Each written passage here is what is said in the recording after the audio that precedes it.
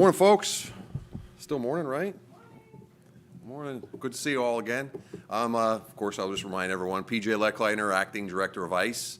I want to start off by thank you all for coming here today, and we want to keep this up. This has been a busy few weeks for ICE. This week is National Police Week, so we've been taking time to honor our fallen brothers and sisters in law enforcement, which is so important. It's really one of our most solemn duties. But today, I'm here to talk about ICE's data modernization efforts and the work we're doing to ensure transparency between our agency and the American public. We've undertaken quite a process that requires us to find ways to make years of accumulated data more accessible, usable, and valuable so we can enhance how we share data with the public. We're doing this as part of a larger effort to ensure transparency with all of our stakeholders and expand access to the information they need consistently and in a timely manner.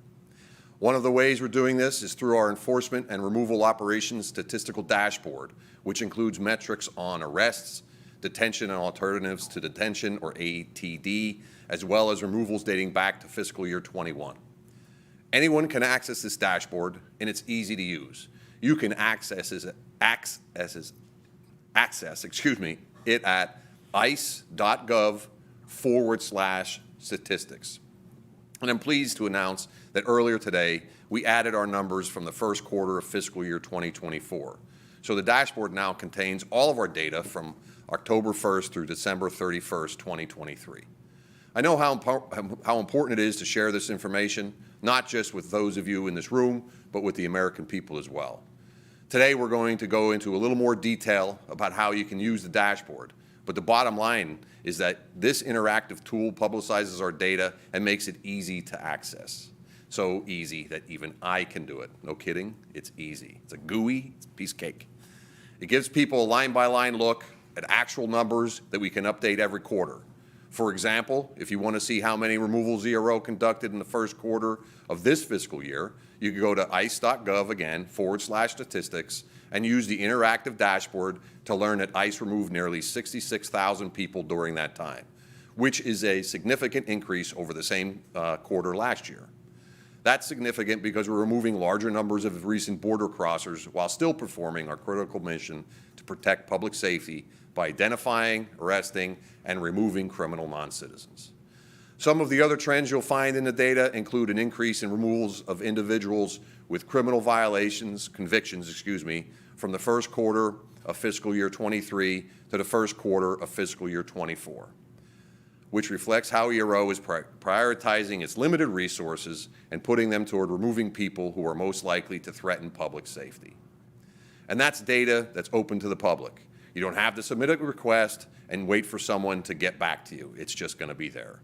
These are numbers you can access yourselves at your leisure. You can also use it to access other data sets like detentions listed by criminality and country of citizenship, removal numbers by area, and countries of origin of people enrolled in the Alternatives to Detention program, or once again, ATD. You can even tell what types of advanced technology we're using to ensure compliance with immigration court proceedings, including SmartLink, facial matching devices, and others. But the ERO statistical dashboard is only part of our larger transparency effort and strategy. Every day, our hardworking ERO officers and staff are out there preserving national security and public safety through immigration enforcement activities. And on top of enforcing immigration law in the U.S. Interior, our officers are also helping U.S. Customs and Border Protection manage irregular migration at the southwest border. I know that what we do and how we do it is important to families, friends, and neighbors.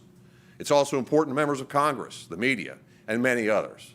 Right now, ICE has a unique opportunity to set a new standard in 21st century policing, and we're going to continue integrating ways to share information.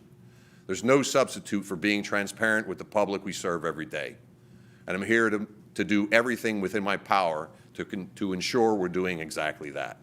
With that, I'm pleased to introduce you to Assistant Director of ERO's Law Enforcement Systems and Analysis Division, Mark Rapp, who can give you more detail on the ERO statistical dashboard, what type of information it contains, and how to use it.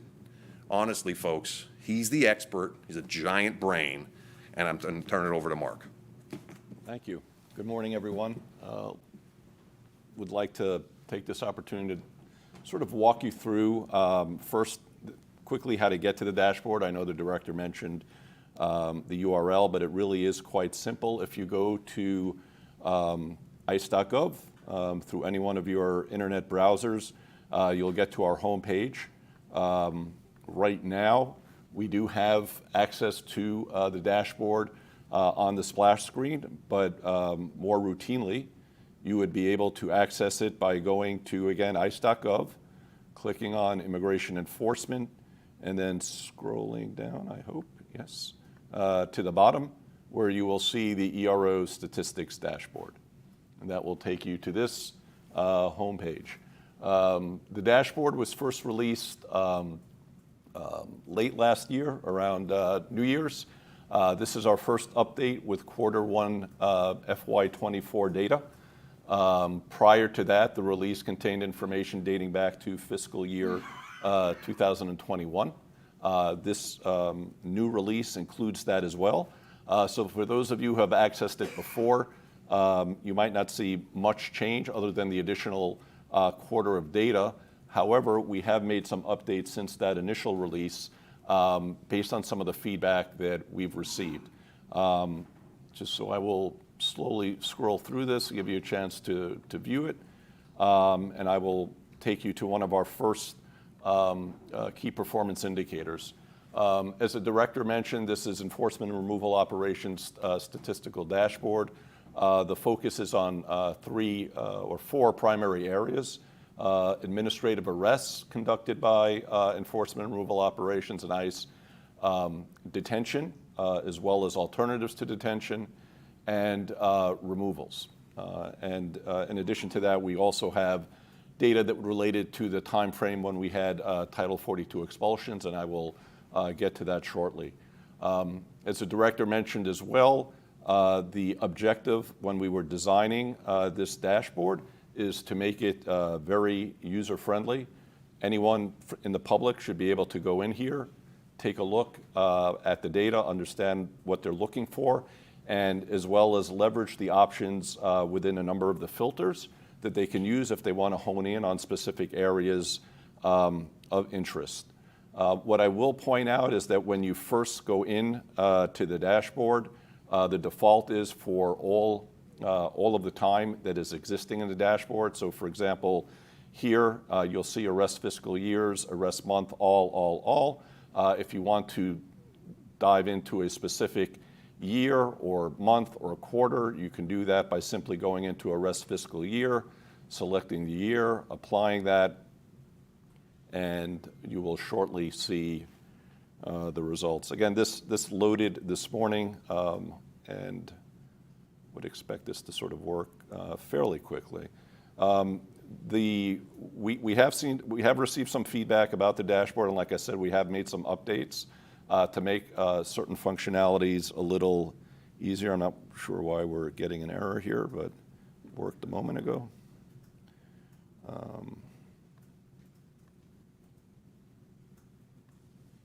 just see.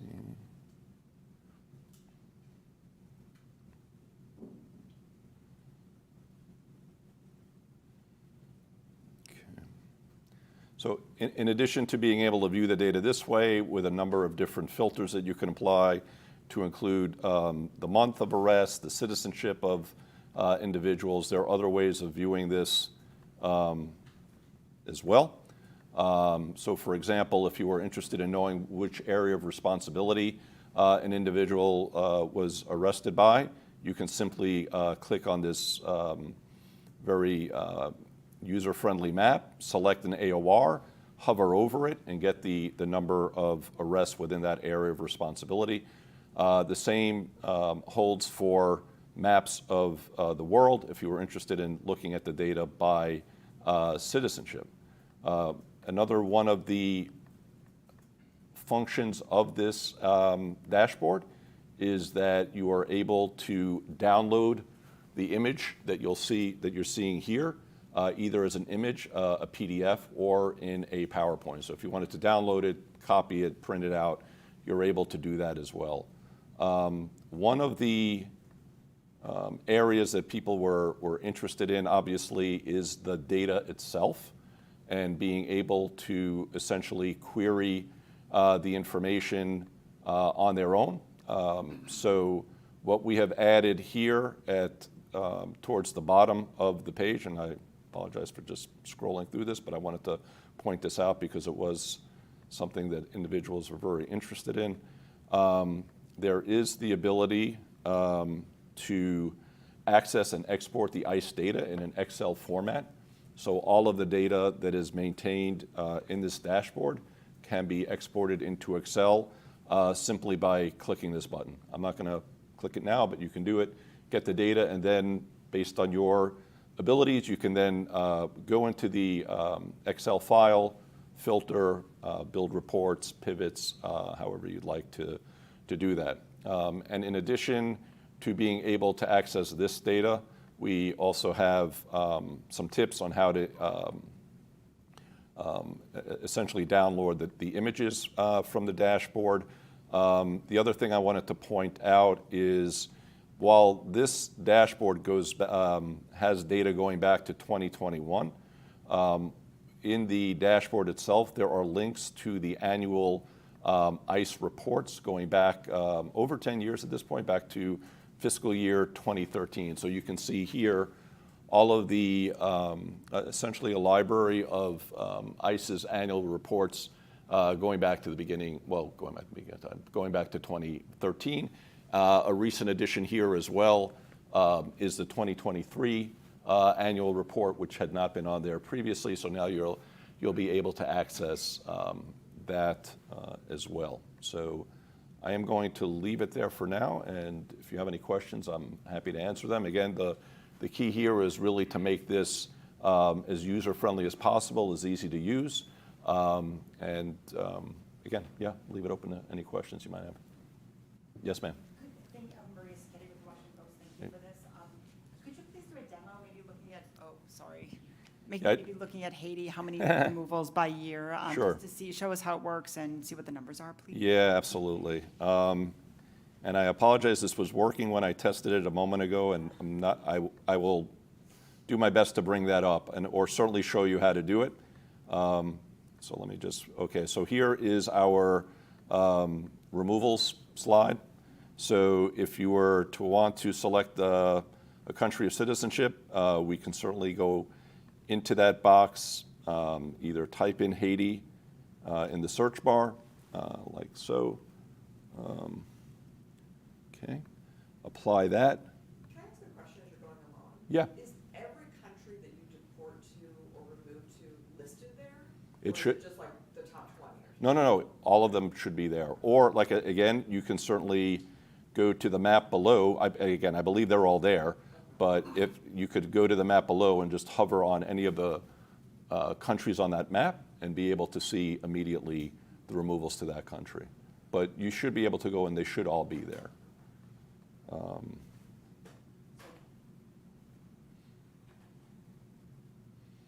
right, so this would be what the Haiti removals look like over time. Let me just see if I can. Is that every year, or?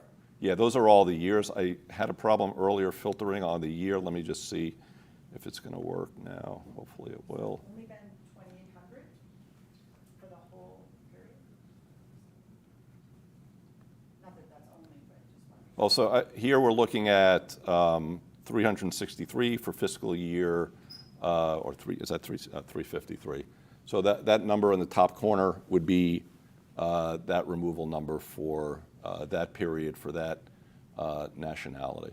So, and again, you can go in and run those numbers and put whatever years you want, and then provide that. Hey, So. can you just pick up on that? So we're looking at total numbers for Griff Chickens, Fox News. That's total 2021. So when we look at fiscal year removals, those are entirety year numbers. But then in 2024, that's just our first quarter, right? Correct, that's right. So, So- do you mind? So far, we only have, let me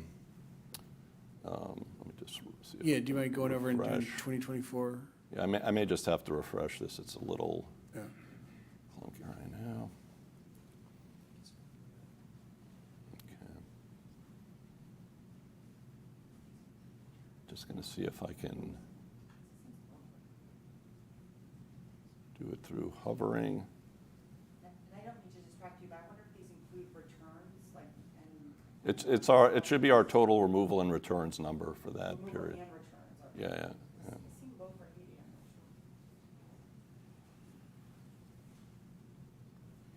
sure. Yeah, for whatever reason, it's not pulling up right now, but hopefully when you get out and are able to use it, you'll be able to pull it in. For whatever reason, I don't know, yeah. So, yeah. But not Title 42. No, not Title 42 expulsions. I can take you within the dashboard to where the Title 42 expulsions are, right? And you can see that below.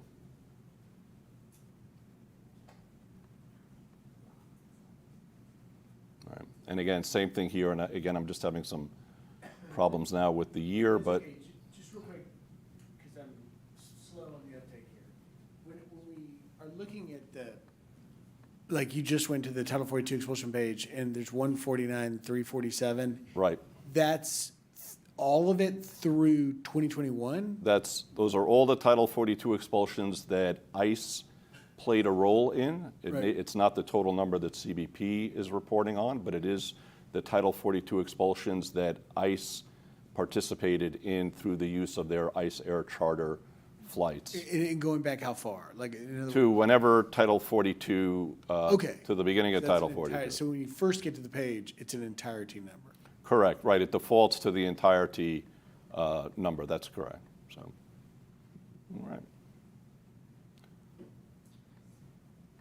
Like I said, happy to get back to you with the specifics on Haiti when we can pull it up. Or like I said, the beauty of this is you can go in there yourself, pull up the numbers, and certainly if you have any questions, you can let us know. So, okay.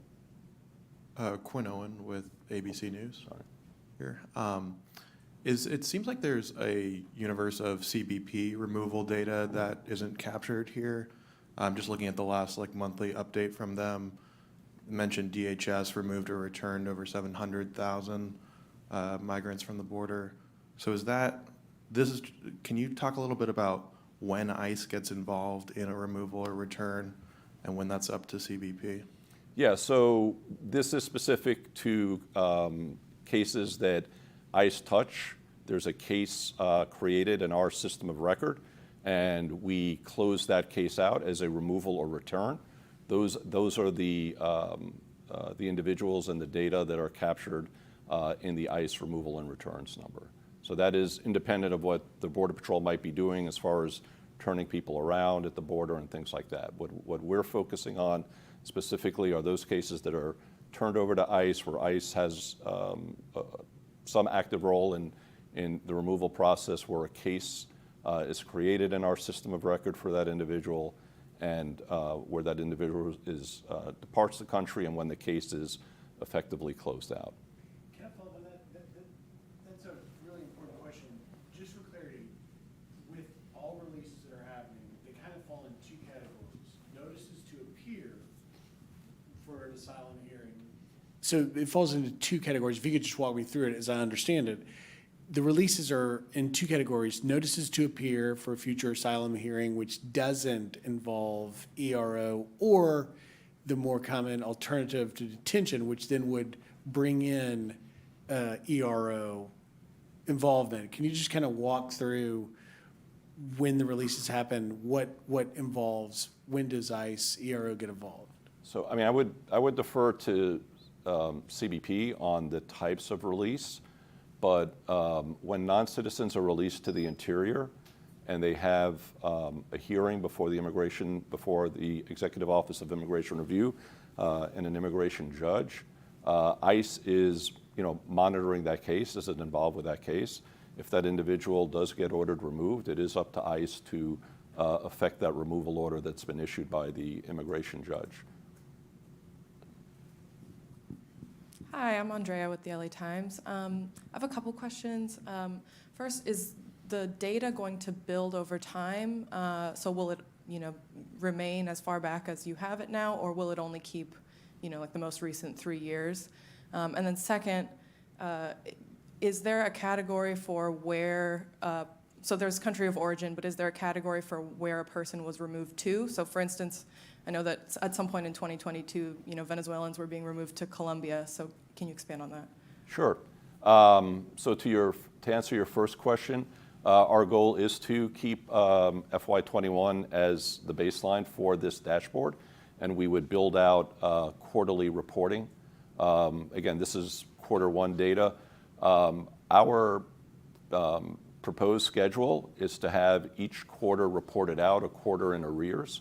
So the next release of Q2 data, or the upcoming release of Q2 data, ideally would be sometime in July, and we would move forward from there. But to your specific question, yeah, the goal would be to maintain 21 and build out as far as we can, unless there's something with a server or something that would keep us from doing that. But we would certainly then look to maybe archive it and keep it accessible.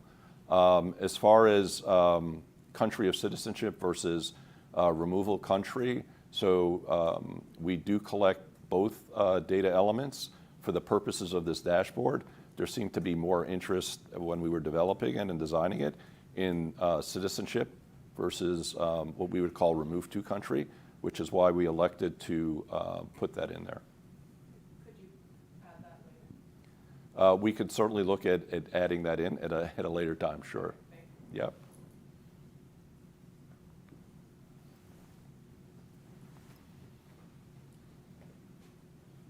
Hi, Rebecca from the Associated Press.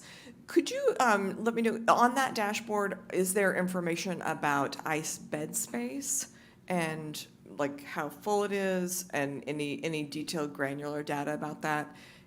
And then also I have another follow-up that might be more for PJ, but the 720,000 figure that was released that said that has been removed that DHS has removed. Can you give an idea just how much of that has been specifically ICE?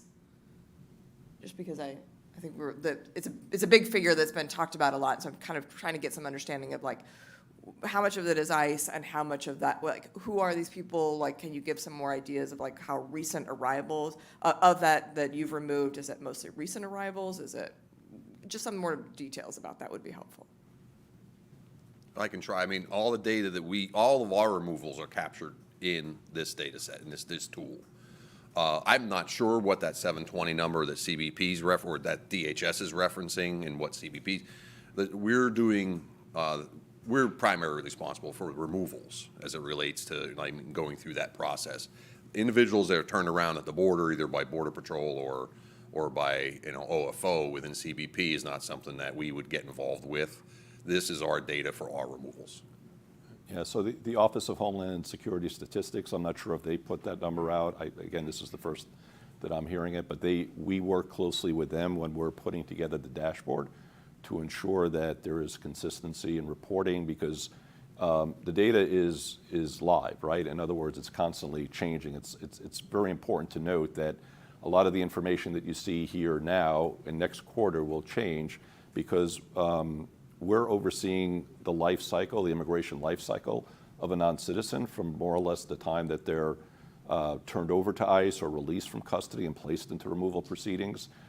Things about that individual change, additional information is gathered, there are changes in that individual's criminality. So throughout, there are going to be some changes until the end of the year when we'll typically just lock things down. So in order to be consistent with what Office of Homeland Security Statistics is doing, we're doing our best as we release this quarterly data to ensure that the dates, at least, that we're running the reports are more or less the same dates that they're running the report. So that information should be as close to what they're reporting. But again, what we have is a fraction of the overall, larger number. And I can say from what I've seen, well, let me get back to your question about detention. I'm sorry. We do have detention data in the public-facing dashboard. It's not as specific as you were asking as far as capacity and things like that, but we do have what our initial bookings are into detention, broken out by some of the similar categories related to criminality and citizenship. But again, because this is really designed as a public-facing dashboard, it has quite a bit of information, but not to that detailed level as far as what the capacity is, or by facilities or things like that. We have it broken down by area of responsibility. So again, if you go in there and you take a look, you'll be able to see that pretty clearly. Yeah. Thank you. I'm Pedro Rojas with Univision. I wanted to ask, I noticed that Mexico at the top of the list. Does that mean that a lot of these removals that ICE has executed are Mexican nationals that have committed a crime or are found to be eligible to be removed because of a crime or some sort of a criminal activity? I just wanted to kind of get a big picture of that. Yeah, so the way that we're reporting the data is, like you said, by nationality, but it also looks at three elements, right? It's whether a person's been convicted of a criminal offense, whether they have a pending criminal charge, but they don't have a conviction based on the information that we have available to us at the time, or if they're border entrants or what we would call other immigration violators. So there's no nexus to any criminal behavior, but they are here unlawfully, they've been ordered removed, things of that nature. So, Thank you. yep. I've got a sort of specific case question, but I don't want to get in the way of more questions on the database. Is it okay for you, PJ, or Mark? There are reports of 2 Jordanian nationals believed to be in ICE custody breaching the gate at Quantico earlier this month. What can you tell us about that and the status of these individuals, if you're familiar with that case? I'm familiar with it. We're looking into that. Well, we currently have them in custody, and they're currently going through removal proceedings currently. That's where we're at right now for status, and we are trying to get some more information out on it. But currently, they're in custody, and they are in removal proceedings. Were they both illegal crossers? Do you know more about? Were they illegally in the country, here illegally, and do we know more about that? Well, I can tell you they are amenable to removal, and they're in proceedings for that. And the rest of it we can get in at a later date when we get some information out. But they are in removal proceedings currently. And lastly, just on that, to beat it, some reporting was that one of them had hit the TSDS, the terror screening database. Can you shed any light on that? Yeah, I can't confirm anything like that right now, but nothing to confirm on that point. And again, thank you for your time. Lastly, just on another front, we've been covering extensively, and the new CBP numbers are showing an unprecedented number of Chinese nationals are crossing. It's over 27,500, mostly in the San Diego sector, and many of them are being released, NTAs and otherwise. Does that raise concerns for you? It's an 8,000% increase from the year 2021. Your thoughts on that? Yes, Giff, absolutely. It does raise concerns just whenever there's a large increase in numbers concerned with who these individuals are and what they're doing. We're working closely with the interagency and looking into this, not only with the department, but also the greater interagency. And as a law enforcement officer, national security, public safety, I'm always concerned when there's outliers in the data. And it does seem like there's an outlier here, so we're looking into that. Can I just make one point of clarification? I heard the term database used. This is not a database, it's a dashboard, and it allows you to view data that's available to the public, and it's gone through the appropriate clear. So it's not a database, it's a dashboard. And I know that may not seem like a big deal, but it's certainly something I just wanted to clarify as we're moving forward. So. Just to follow up on the number of Chinese citizens coming across, I know there was a deportation flight in March.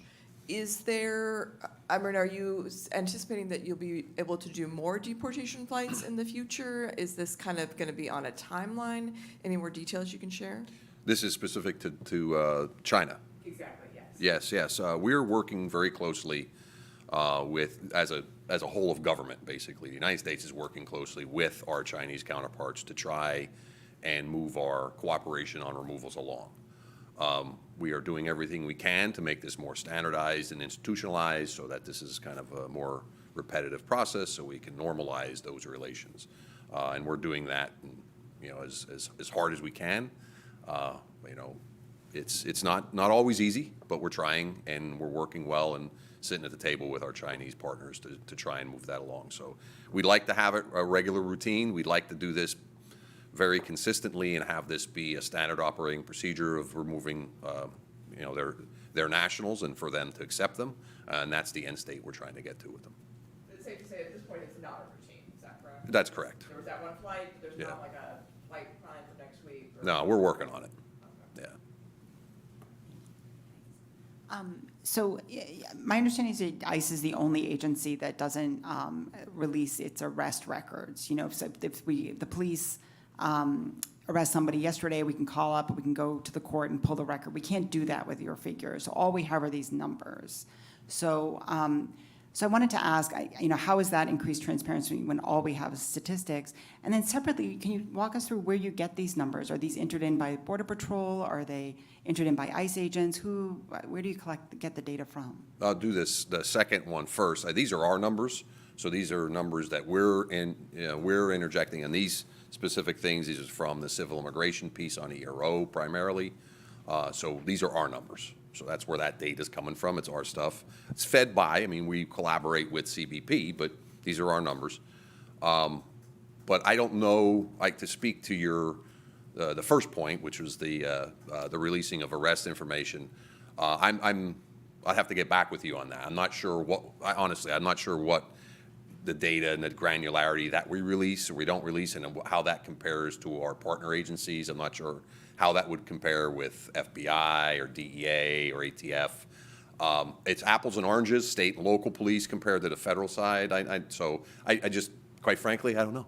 So, but I guarantee that we're going to get back with you on some of those specifics. And we certainly should not be an outlier. I can tell you that. If other police departments, federal side, are releasing this information, we need to be in lockstep with that. And I'll work with our folks to ensure that we are, if that's the case. So we should not be an outlier.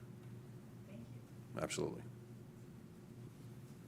Thank you. I know when we met last, we heard the issue that you were dealing with budget from Congress because it still wasn't approved. I wonder if that has changed, improved. I know the government budget was approved, but I just wanted to find out if you still have deficit when it comes to budget to operate.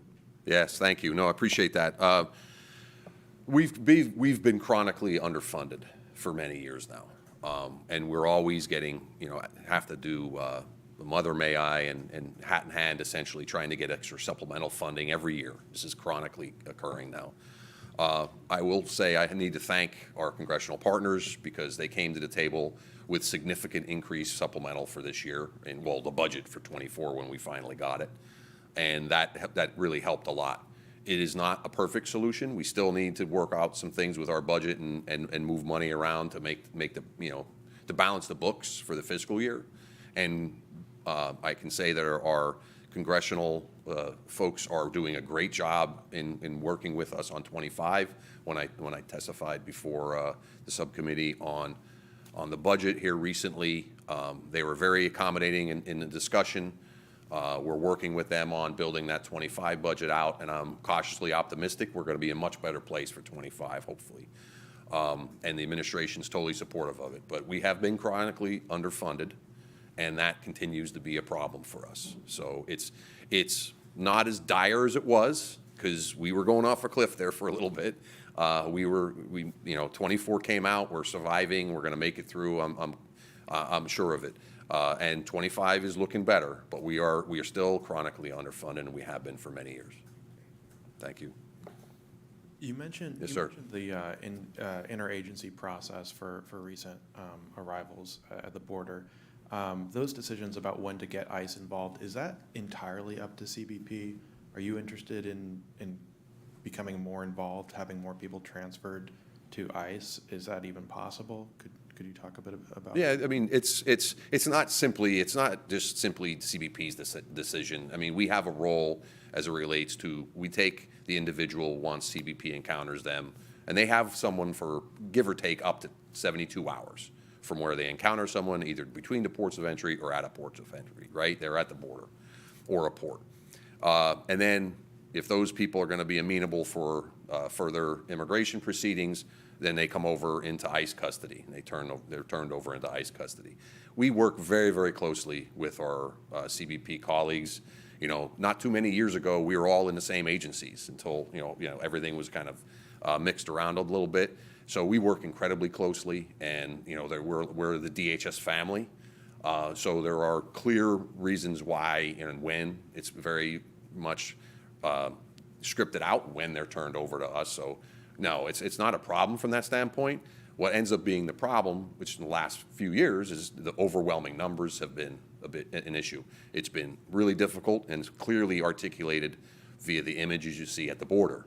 Well, those numbers don't just disappear. So if the issue hits the border first, it's very visible. Now we're seeing our non-detained docket because the individual has been turned over, and we don't have the capacity to detain everyone. We can't remove everyone instantly. It takes a while. So where CBP has those individuals for a matter of hours up to days, we have individuals for minimum of many weeks, months, years. And then we're managing them through the life cycle of the immigration process. And we have to work with not only CBP, but our partners with Immigration and National CIS, Citizenship and Immigration Services, and then also through the courts, the immigration courts and the Executive Office for Immigration. And through that whole process, we have to work as the interagency. So it's a pretty complex process and problem. We work collaboratively well with our other partners on this. And no, just to get back to your first thing, is there anything else that we need to do? I don't really think so. I think we need to stop these overwhelming numbers at the border. I mean, that's really crushing our partners with CBP, and now that's leading to downstream effects with our numbers going up exponentially over the last few years. We have time for one more question. Hi, I have a specific question about the Adelanto facility. I'm wondering if you have any update on, the situation of the use of that facility. I know that the contract extension, I think, is up next month. Well, it's not precisely. I do know we've extended that through the end of the fiscal year. So Adelanto it's been extended through the end of the fiscal year. We are working with the Department of Justice, so through DHS, up through all of our efforts through General Counsel over the Department of Justice. We're working with the Department of Justice on judicial relief for that facility. We'd like to use that facility. Listen, that facility is an important AOR. It would provide a lot of capacity for our efforts to provide bed space, and we're trying to get judicial relief from those COVID injunctions that were in there.